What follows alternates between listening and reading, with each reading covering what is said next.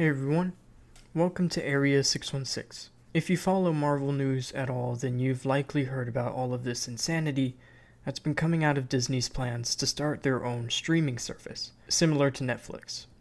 So today, I really just wanted to break down everything that's happened so far, from start to finish, and then talk about just what will happen next. So, it all started in 2016 when it was announced that, starting with Captain America Civil War, Marvel and Star Wars films would stream exclusively on Netflix. This worked pretty well for a while until August 2017 when it was announced that Disney will cancel their deal with Netflix in order to launch their own streaming service. After that, Netflix went into negotiations with Disney to keep the Marvel and Star Wars films, but these negotiations brought up nothing, and it was confirmed that every title related to Disney will be leaving Netflix in 2019, which is a large part of Netflix's library.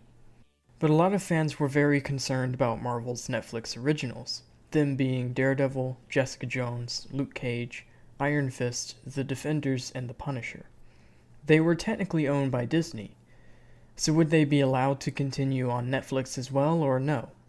Since this announcement, they've all pretty much continued production as if nothing has happened. The Punisher is hitting Netflix next week, Jessica Jones Season 2 is in post, Luke Cage Season 2 is well underway filming, Daredevil Season 3 has just started filming, and Iron Fist Season 2 will start principal photography on December 6th. So it seems like we will certainly be getting all 4 Netflix originals next year, as usual. So many people were concerned about these shows. Will they be cancelled and removed from Netflix, or will Disney allow them to continue? Well, just yesterday it was revealed that all of the Defenders shows will indeed be leaving Netflix in 2019 along with all of the other Disney content, and will find a new home on Disney's service. This was confirmed to the Wall Street Journal by Kevin Mayer, Disney's chief strategy advisor. So now that we're all caught up, there are quite a few questions this brings up. The biggest being, will these shows continue putting out new seasons on Disney's service? We already know that Disney is developing 4 original shows for the platform, including ones based around High School Musical, Monsters Incorporated, Star Wars, and one unrevealed Marvel one. I'll probably make a video on that news in the coming weeks. So is it possible that they could add these 5 to 6 shows to that lineup? Honestly, with how successful and praised these shows are, I think Disney would be stupid to cancel them. I mean, between Jessica Jones and Luke Cage, these shows have already won 2 Emmys, and been nominated for many more, not to mention the endless number of awards and nominations from other places. So honestly, it might be a good idea for Disney to bring that kind of credibility to their service. I am a bit concerned that they might try to make these shows a bit more kid-friendly, but I feel like they won't. I mean, they'd have to somehow edit all of the mature stuff out of previous shows, which would be practically impossible for ones like Jessica Jones, where that is so integral to it.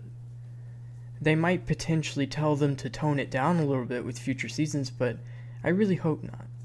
The intrigue of these shows, and them being on Netflix at all, was that they were able to explore darker themes and moments than the other shows could. As long as they are allowed to continue on as normal, I'll be fine with this. Although, how weird is it going to be for The Punisher to be on a Disney streaming service? Honestly, I feel for Netflix here. This is a pretty big loss for them, but I don't think they'll lose too many subscribers. They've gotten to the point now where their Netflix originals alone are worth the price. It's likely shows like Stranger Things will keep many people on Netflix, even if Disney's content is gone. At the end of the day, knowing that the Marvel Netflix shows are probably going to be fine and continue on as normal is relieving, and I'm interested to know what comes out of all of this. You've probably also heard of all the news about Disney trying to buy Fox. I thought about making a video about that too, but as of right now, we just know too little, so I'm planning to wait a little while and see if there are any more updates. But in any event, what do you guys think of all of this?